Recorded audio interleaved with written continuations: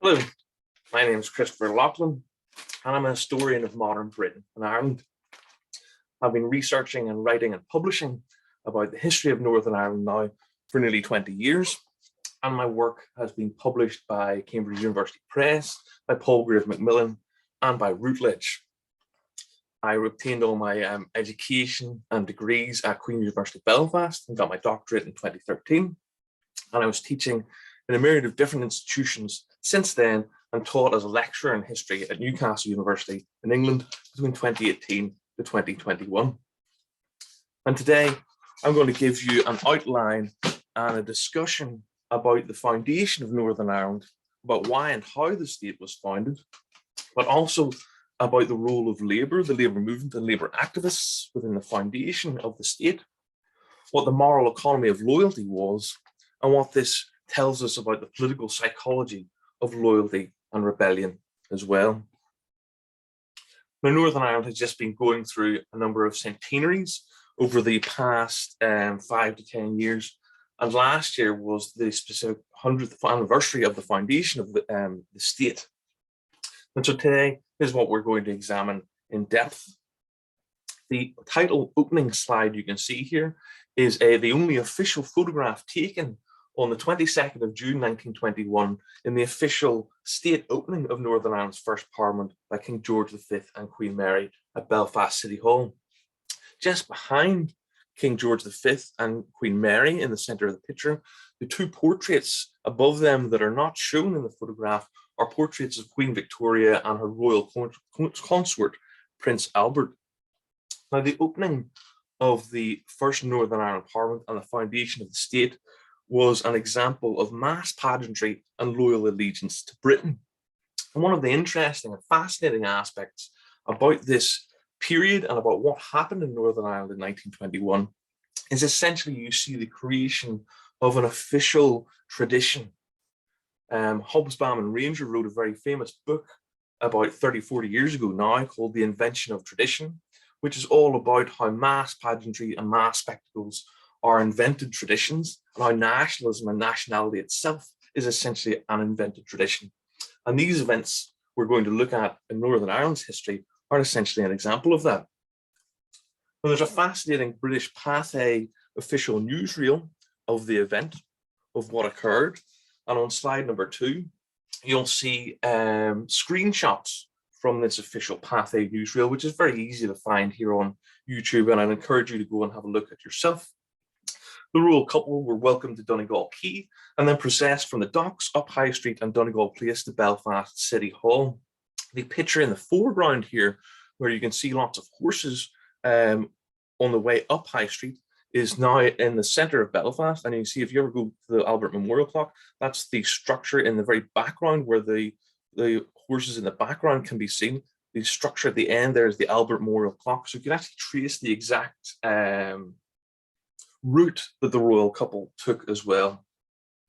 Buntings and flags dominated the occasion, and it was a colourful spectacle. The visual display, however, was also a partition of order, places, and power within society. For example, the cheering crowds are a visible manifestation of loyalty and pro-Britishness, and that patronage visually is matched by a verbal partition of loyalty. For example, the official programme for the state opening of the Parliament of Northern Ireland delineated an official order of procession to be adopted at Donegal Quay, in the procession to City Hall, at the state opening of the Parliament, and the presentation of addresses to the King at the Ulster Hall. Further, there were addresses presented to the King by various civic organisations in Northern Ireland, including, for example, the plebeian working class group, the Ulster Unionist Labour Association. But today, what we're going to examine in this paper and in this video is the foundation of the state of Northern Ireland.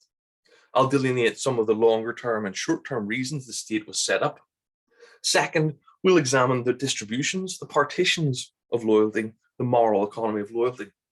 Here I'll outline to you the verbal and visual politics of Northern Ireland and how loyalty was given expression in the aesthetics and organisation of the state, and that Labour, alongside other disloyalists or other rebels, can be seen via their absence, via them not being included in official photographs or not being included in the official orders.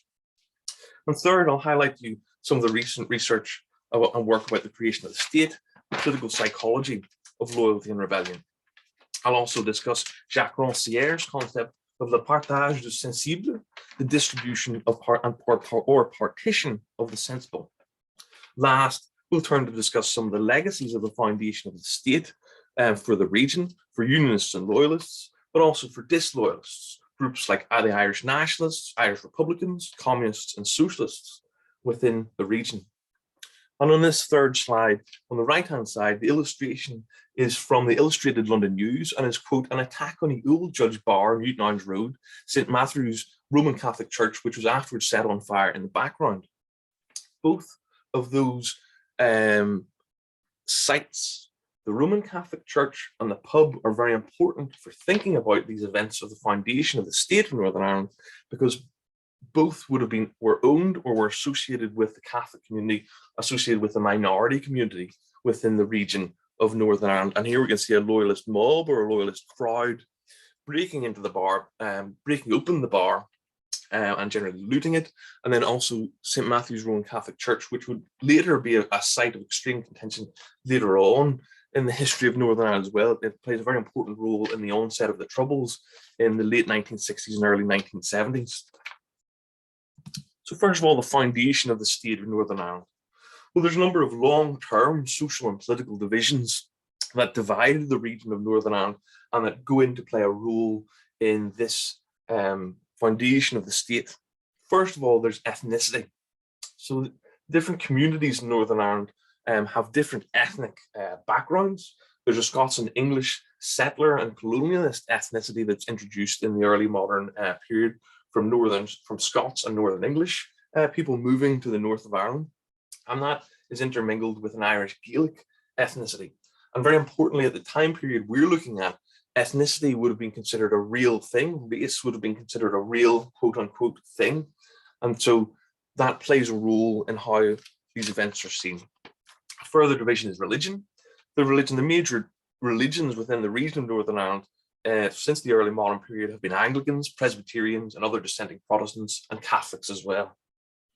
A third division was the nationality division, because you have people with English, Scottish, British, and Irish identities all inhabiting and living in the same area. And last is the issue of economic development. Ulster became dominant in linen textiles in the 18th century, and this linen industry itself became industrialized with the onset of mechanization in the early 19th century, and that economic development helped lay the basis for the engineering and the shipbuilding industries that also emerged in the north of Ireland.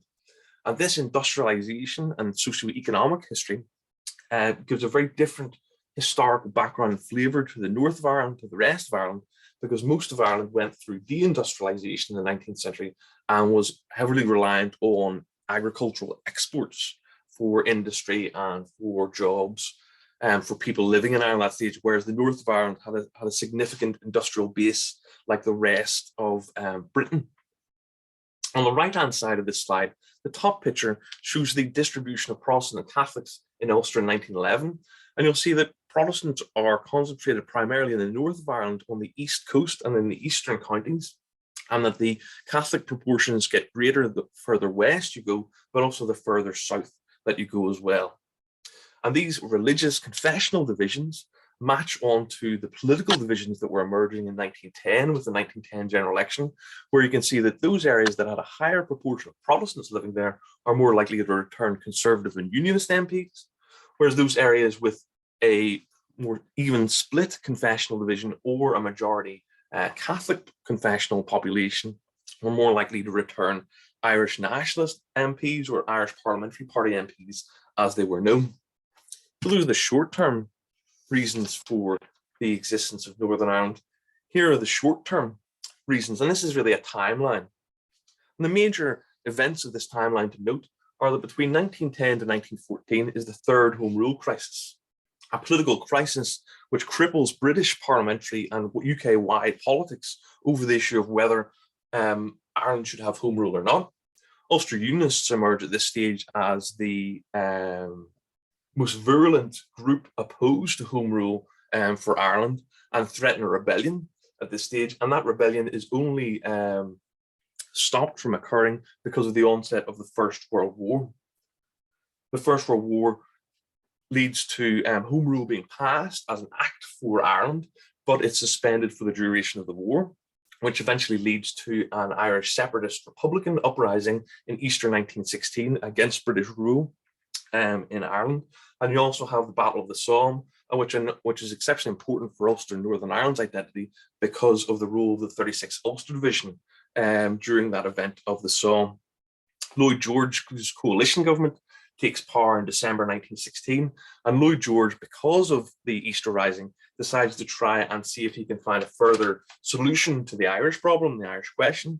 And the Lloyd George Convention sits in 1917 and reports in 1918. And that convention essentially agreed that partition was the way to deal with home rule for Ireland, and to essentially have would essentially result in two home rule parliaments, although that wasn't formally agreed until the Government of Ireland Act in 1920.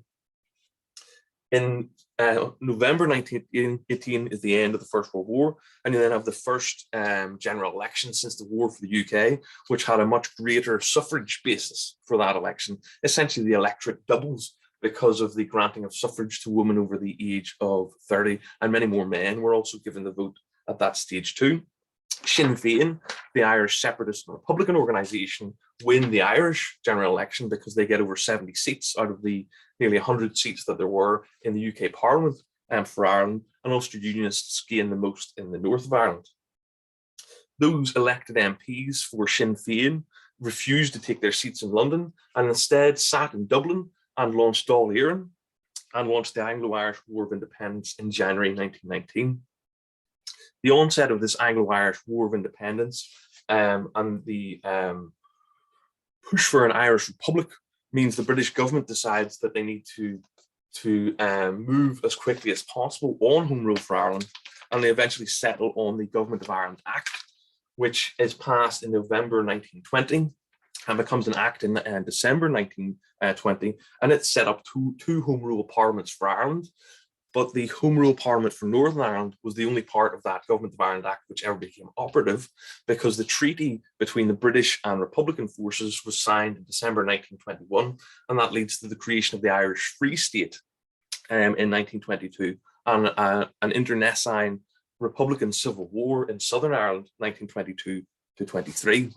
On the right of this slide, you can see a great picture of Sir Edward Carson, who was the leader of the Ulster Unionists, from a liberal newspaper, the Ulster Guardian.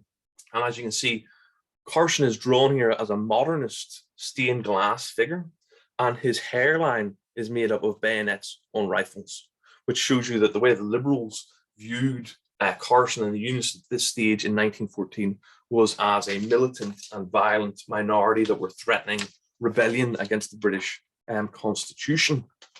So those are the short-term and the long-term background to the foundation of Northern Ireland. What about the role of Labour, the Labour movement and Labour activists? Labour, economically and politically, developed during and immediately after the First World War in Ireland. There were important strikes in Ulster following the war, for example, the 44 Hours engineering agitation in 1919, and other smaller but still significant struggles. Labour obtained a fifth of the first preference votes across the island at the January 1920 urban municipal elections. And on the left-hand side of the slide, we can see how a nationalist newspaper, the Irish News, reported the end of Unionist control of Derry Corporation, end of Orange misrule in Derry City. Whilst on the right, we can see how the Irish Transport and General Workers Union newspaper, the watchword of Labour, hyperbolically reported Labour and Republican success, quote, great and splendid victories in the north, Labour hammering at the gate in Ulster, Labour and Republicanism kick out the old gang, end quote. Labour councillors were elected in Coleraine, in Downpatrick, in Larne, Lurgan, Omagh, Strabane, and these victories in the urban municipal elections in the north of Ireland were matched by rural local election victories later in the same year. So, for example, where I went to school in Lisburn, which was previously the headquarters of the British Army in Northern Ireland, and which has a very strong unionist and loyalist tradition, there were Labour councillors elected in 1920, which shows you how powerful Labour was becoming, even in Ireland and across Ireland at this stage. However, in the summer of 1920, many parts of Ulster witnessed sustained workplace expulsions, riots, and violent disorder between loyalists and those who were considered rebels. Sir Edward Carson is seen as giving the political justification for this such action because of his speech to the Protestant Orange Order at the 12th of July celebrations in 1920. Specifically, Carson attacked Labour and Sinn Féin, people within Ireland, as being rebels and as being out to undermine British rule in Ireland. And that's why it's seen as being the starting point for it. Following the return to work after the 12th fortnight on the 20th of July, workplace expulsions began in Belfast and caused rioting on the streets of the city and many towns across the eastern counties of Ulster. The police lost control, and it was necessary to deploy British Army troops onto the streets. Catholics, Republicans, Labourists, Socialists were all liable to expulsion from work and home. What were the difficulties faced by Labour? Well, previously, some trade unions had backed and discussed the munitions strike in Ireland against the transportation of troops for the British Army. And there were also reports about Catholics being expelled at the docks and their trade union refusing to help at the end of July 1920. But some trade unions were able to pass resolutions against the expulsions. For example, the Electricians Trade Union passed a resolution condemning the expulsions on the 27th of July. But it was an indication of how divided the Labour organisations were that only 2 of the 12 Labour movements of Belfast, Labour members of Belfast Corporation, supported Sinn Féin in trying to get a special meeting of the corporation convened. At the end of July and beginning of August, 2 Labour councillors and 3 Sinn Féin councillors tried to get a special meeting of the corporation called to discuss these expulsions and to try and see what could be done by the corporation. The meeting that was called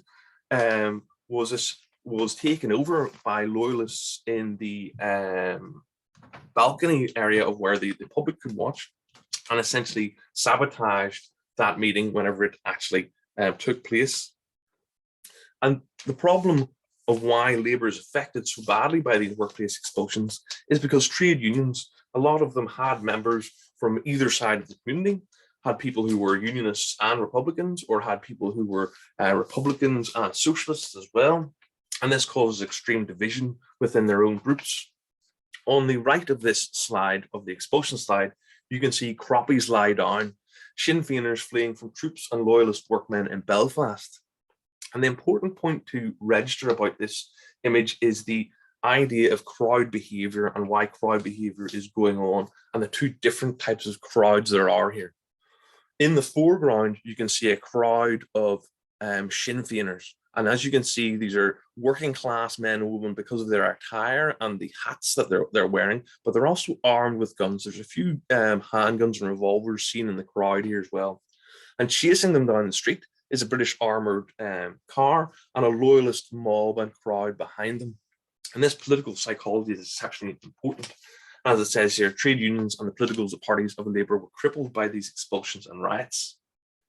So, for example, the Amalgamated Society of Carpenters and Joiners was a very important trade union in the shipyards and in the engineering industry at this stage. And it was one of the few trade unions of Belfast that took action against the expulsions. They called a strike in September 1920 to call for the reinstatement of the expelled members of their union. However, loyalist members of the ASCJA refused to strike, and they were in their turn expelled from the trade union. The Watchword of Labour, the previously mentioned Irish Transport and General Workers Union newspaper, highlighted just 2 trade union officials for the role in supporting the expelled Republicans and Socialists: Harry Midgley of the Flax Dressers Union and George Donaldson of the Plumbers Union. The British Trade Unions Congress as well also adopted a resolution against the expulsions in September 1920, but little was actually done by the British Trade Unions Congress. It was only 3 months later, in December 1920, that 3 members of the Parliamentary Committee of the British Trade Unions Congress were actually dispatched to investigate the events. And the subsequent report that they gave to the British Trade Union Congress gave an account that largely accepted the arguments deployed by loyalists. So how was loyalty and loyalism expressed in these expulsions and in these events? Well, on the slide number 8 that you can see here on the left-hand side, you can see a reproduction of a loyalty test as it was claimed was applied at the Great Northern Railway in 1920. I, your name here of wherever you live or your workplace in Belfast, hereby solemnly declare that I am not a member of, nor will I at any future time join, the Sinn Féin organisation, and I abhor and detest the many crimes committed by that association. I further declare that I am a law-abiding citizen and will work peaceably with my fellow men, and I will not support the Sinn Féin organisation either by membership, financially, or by any means whatsoever. I agree to accept these terms as condition of employment with my fellow workers in above department. I also consider this declaration as binding for all future time, etc., etc. Secondly, there were vigilance committees set up in workplaces in Northern Ireland, and these consisted of loyalists that applied the tests, such as I just read out to you. In document 2 on the slide, you can see a resolution adopted refusing to work with Sinn Féin members, and this is from the Belfast Telegraph in August 1920, which reports about a shipyard dinner hour meetings where a conference of all trades was held. Quote, following an important conference at the works, meetings of all the various trades were held at Messrs. Harland and Wolff shipyard during the dinner hour today, at which the following resolution was submitted. Quote, that we, the name of trade of Messrs. Harland and Wolff Limited Belfast, unanimously affirm our determination to refuse to work with any men who are members of or in sympathy with any Sinn Féin organisation in Ireland, and this decision be held in force until such time as the Sinn Féin organisation abandons its foul policy of murder, boycott, kidnapping, and generally disgraceful outrages throughout the country. Last, loyalists and Orangemen were enrolled as special constables to maintain law and order in Northern Ireland. In reaction to this loyal and industrial political order, the Belfast boycott developed. In the summer of 1920, many nationalist Republicans and some labour organisations adopted and supported the Belfast boycott in retaliation to the expulsions of the summer of 1920. A political and constitutional border was created by the Government of Ireland Act in December 1920, which then comes into operation throughout 1921. However, the economic border was probably created by the Belfast boycott itself in the summer of 1920. And it's these events of the expulsions and also the boycott in creating the border politically and economically that set the tone for the development of the Northern Ireland state, a loyal order founded on the dissensus of loyalty. On slide number 9, you can see a picture from the famous illustrated journal, British News Illustrated Journal, Punch, which is called Starting the Settlement. And here you can see a man in a gingham shirt and nice hat, cutting up wood and creating his new Ulster Parliament House with the red hand of Ulster on the tree behind him. And that is supposed to be a representation of Sir James Craig, who had become the leader of the Ulster Unionists following the retirement of Sir Edward Carson in 1921. And as you can see here, Sir James Craig is creating the settlement, creating the Parliament House in the midst of a lightning flashed background, very dark clouds, and a dark wood. And essentially, Northern Ireland, Sir James Craig, the Ulster Unionists, are being depicted here as settler colonialists, as akin to Canadians because of the gingham shirt that he's wearing, as akin to North Americans when the North American colonies were still British, as akin to Australia or New Zealand or to South Africa. And the importance of aligning James Craig with settler colonialism is that at this time, at this point in the British Empire, the only areas considered suitable for self-government were colonies and settlements of white settlers.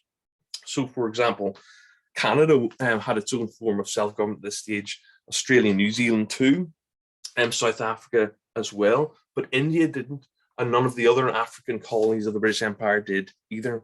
And this is one of the reasons why it was so controversial, Home Rule for Ireland, and why it caused such distress within Ireland, was because essentially Ireland was being portrayed as a coloured settlement, as a non-white ethnic white settlement, because white settlements would be given self-government, but non-white dominions wouldn't. And you can see here very explicitly that moral economy of loyalty that I said I would highlight to you and discuss. So what is the moral economy of loyalty? Well, we have already talked about a moral economy of loyalty and how this moral economy of loyalty operated in industrial and political terms and how it flows into the state. But essentially, moral economy of loyalty is rooted into longer term histories and ideas about the region of Northern Ireland. For example, I use the word loyalty here in the sense applied by B.W. Miller in his influential study Queen's Rebels. Miller described Victorian and Edwardian Ulster Unionism as motivated by loyalty, something quite different from nationality. He continued, loyalty is a moral principle translated from the realm of personal relationships into politics. It carries the connotations of lawfulness, which Protestants understood to be what distinguished them from their Catholic fellow countrymen. The term moral economy was used by E.P. Thompson to designate, quote, a notion of legitimation informed by the belief that men and women were defending traditional rights or customs, and in general, that they were supported by the wider consensus of the community. He further claimed that moral economy was how many economic relations were regulated according to non-monetary norms in peasant and early modern communities. On the right-hand side of this slide, you can see where these ideas of moral economy in Ireland, specifically why and how they're important. When Ireland is recolonized and planted in the early modern period under the Tudor reconquest of the 16th century, they created plantations and colonies throughout Ireland that were all based around civic urban areas. And the most important civic urban area was the Central Market Square, was the Central Market Diamond. And in the top picture, you can see the diamond of from Derry's plantation in the early 17th century, which you can still see that exact layout to this day if you go to Derry, and you'll see in the diamond that market square we're talking about. And then the bottom picture, you can see a picture of the Brown Linen Market in Banbridge in 1783 from the very famous Hinks prints. And you can see here that men are gathering to buy and sell brown linen before it gets taken off to be further worked on to become a saleable item, or an item that we sold as close to a consumer rather than just to fellow merchants. On the next slide, you can see also the longer-term history of these things, because where I went to school, and where I spent a lot of my time growing up, was in Lisburn. And here the letter's patent from 3rd of Charles I, 1628, quote, we do grant that the aforesaid Edward Viscount Conway and Kilwattulla, his heirs and assigns, have, hold, and keep, and may and shall be able to have, hold, and keep one market on every Tuesday in each week in and at the aforesaid town of Lisnagarvey, etc., etc. Lisnagarvey being the previous name for Lisburn. That weekly market every Tuesday is still held to this day in Lisburn.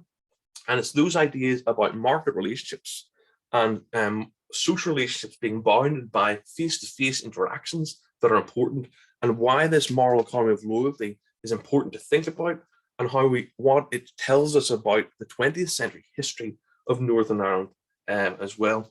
And across the north of Ireland, and in many places of Ireland as well overall, you'll see these market squares and diamonds to this day still have important places. So for example, Dromore, very close to where my parents live, where I come from too, has its own market square. And those market squares and diamonds are important in the long-term history of it. So the moral economy of loyalty and how it shapes the foundation of the state. The Government of Ireland Act provided for 2 parliaments in Ireland, a 26-county Southern Parliament and a 6-county Northern Parliament, but only the 6-county Northern Parliament ever sat and becomes important. The first Northern Ireland general election took place on the 24th of May 1921, and this date was Empire Day. Empire Day was a national holiday throughout the empire, but primarily for younger people, for school students, for university students, and it's instituted at the end of the 19th century as a way to bring together all of the empire. And on the slide, we can see expressions of how the Loyalist order was being established officially in the region. The first image shows how ex-servicemen from the First World War encouraged Loyalists to vote for continuance of the empire, recognise no flag but the Union Jack, no sovereignty of the British monarch, for British law and order, loyalty to the official leader James Craig, and remembrance of the immortal dead of the First World War. Similarly, an advert by the official Unionists utilised an Ulster imperial identity for Ulster and Empire, vote tomorrow for the Loyalist candidates. 4 independent Labour candidates stood in Belfast during this election and all lost their deposits. They tried to, the Labour Candidates tried to hold a meeting in the Ulster Hall, but were expelled by loyal workmen and were subsequently congratulated by the Ulster Unionist leader, Sir James Craig. And remember that Labour in 1920 had got a fifth of the votes throughout Ireland in the local council elections and had been on the ascendant, had been developing as a political force. But the first Northern Ireland general election shows that it's been decisively stopped, that it's been decisively checked. And here's this typical street corner scene from Belfast during the election from the Belfast Weekly Telegraph's election special. Down with Sinn Féin rebels beware. The moral economy of loyalty meant the demonization of all non-loyalists as disloyal rebels. And fundamentally, this distinction of loyalists and disloyalists, of loyalists and rebels, was a friend and enemy distinction that was going on. And this is getting encapsulated, is getting institutionalized at this stage. On the next slide, you can see William Connor's portrait of the opening of the Northern Ireland Parliament. Ulster Unionists won the Northern Ireland general election of May 1921 easily with 40 seats out of 52 won. The Irish Nationalists won 6 seats and Sinn Féin also won 6 seats, but both those parties boycotted the state and Parliament in the first 5 years. The official state opening of Parliament takes place on the 22nd of June and it's opened by King George V and Queen Mary. And this is a portrait representation of the photographic image we saw on the opening slide. George V's attendants gave an official British state endorsement to the constitutional experiment of Northern Ireland. Second, the new state represented constitutional replication of the British system. George V can be seen addressing the combined House of Commons and Senate of the Northern Ireland Parliament. In other words, kings, lords, and commons in Parliament assembled, replicating in miniature the British constitutional system.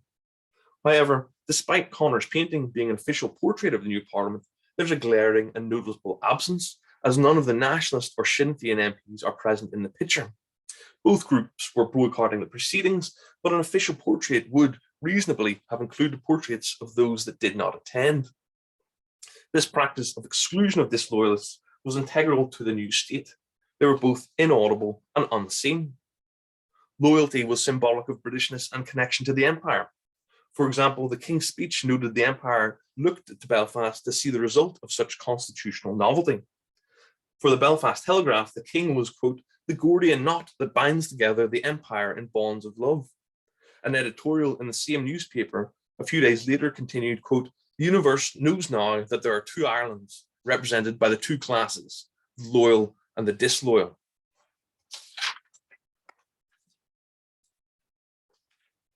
The Unionist newspapers further agreed that Ulster was British and not Irish. It claimed a single nationality in Ireland was a myth. Self-determination for Ulster's loyalists was cited as the corollary to the granting of this to Britain's enemies, the disloyalists. Loyalty was the means of exclusion or inclusion by which recognition of subjects occurred and how political speech was construed. Presence and absence illuminate how this police order was constructed both verbally and visually.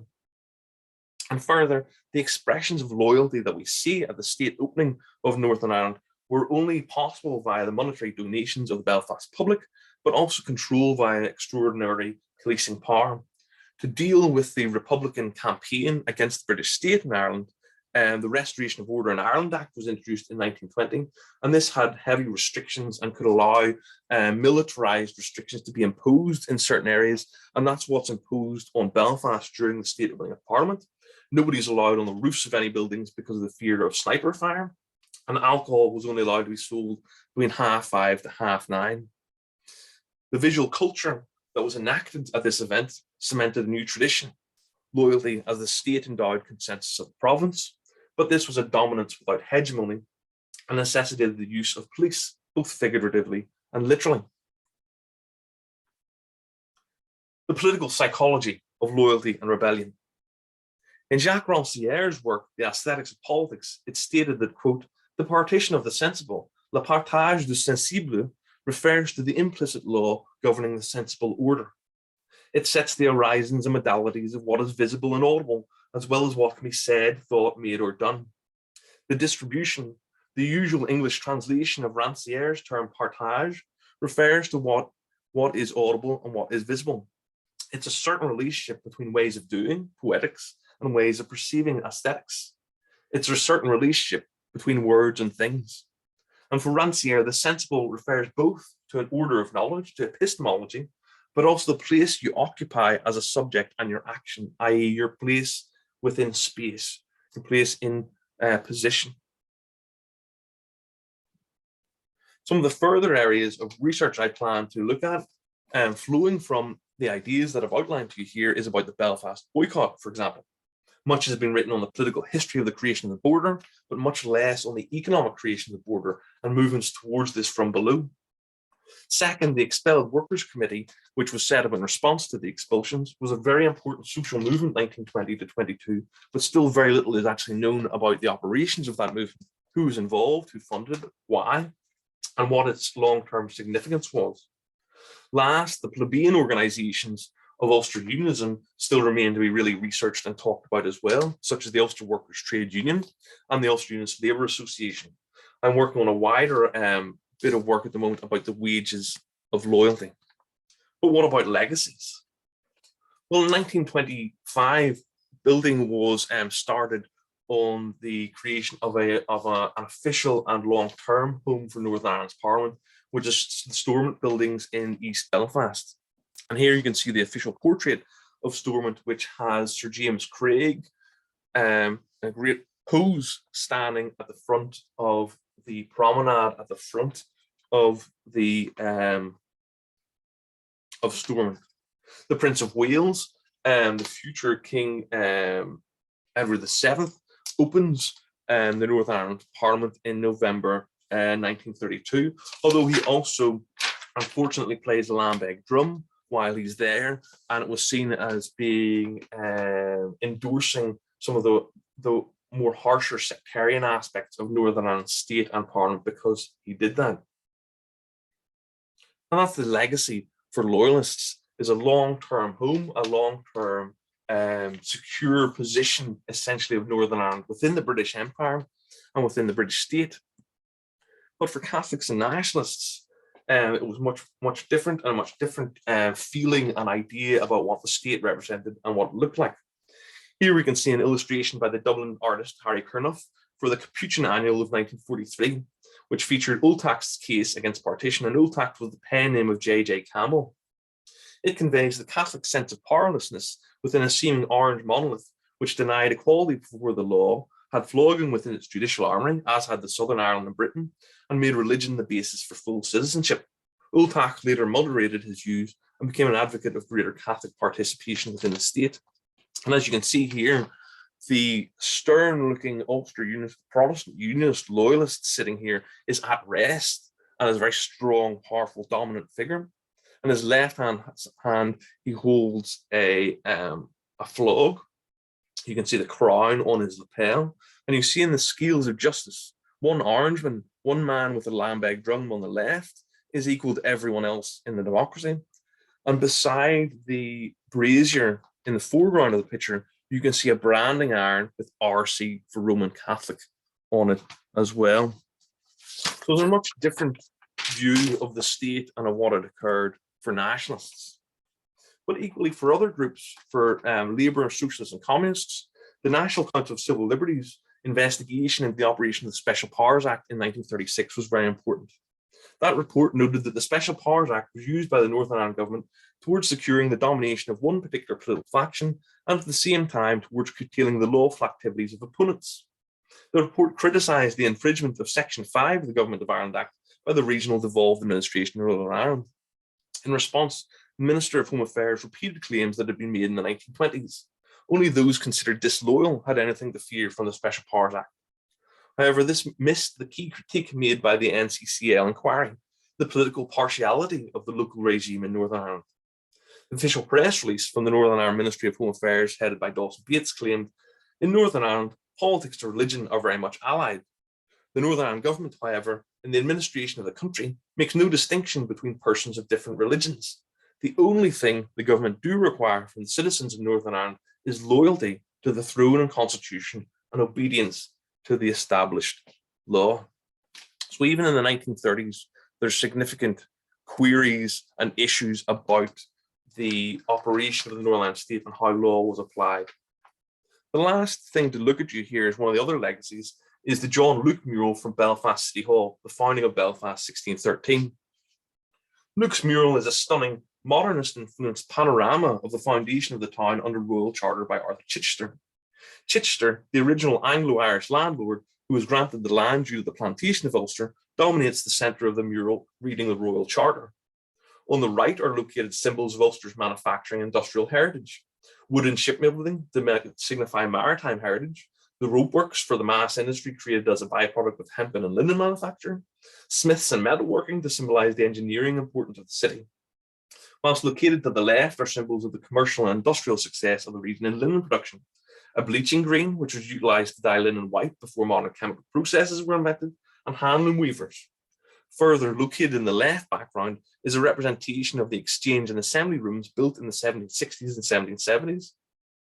And also located in the left background is the White Linen Hall, which originally stood on the site occupied by Belfast City Hall from 1906 and the Belfast Charitable Society buildings, both from the late 18th century. However, nothing of the pre-1600 Gaelic inhabitants and heritage of the area is represented, and there are no symbols which represent minorities. Like much of Northern Ireland's history, supposedly neutral representations indicate a much more complex story due to their absences and silences. Luke's mural is an evocative depiction of the colonial, commercial, and industrial heritage of Belfast. It is, however, indicative of the loyal and unionist visual politics of the area.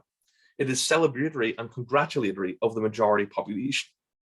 The absence of minority symbols or representations highlights the unheard and unseen nature of those groups within the region. So today, first of all, we examined the foundation of the state of Northern Ireland, both the longer term and short term basis of it. Second, we examined the moral economy of loyalty. I explained to you how the binary division of loyalists and disloyalists is related back to market and social relationships as created by the plantations and subsequent development of the region. Third, I highlighted to you some of my recent research and work about the creation of the state, the political psychology of loyalty and rebellion. I discussed Jacques Rancière's concept of le partage du sensible, the distribution or partition of the sensible. Here I outlined to you further thoughts on the verbal and visual politics of Northern Ireland. Reutilize Rancière's work to read two types of sources about what was taking place in Northern Ireland, verbal and visual sources about it. And we saw how people were distributed physically and epistemologically, and what this tells us about the new state that was created. How loyalty was given expression in the aesthetics and organization of the state, and that Labour, alongside other disloyalists, can be seen via their absence. Last, we turn to discuss some of the legacies of the foundation of the state for unionists and loyalists, but also for disloyalists. Now, thank you very much for your time and attention during this talk and for these slides as well. If you would like a copy of these slides or the bibliography on which the paper is based, please feel free to email me on cloughlin05@gmail.com. And I look forward to speaking to you and seeing you again soon. Thank you very much.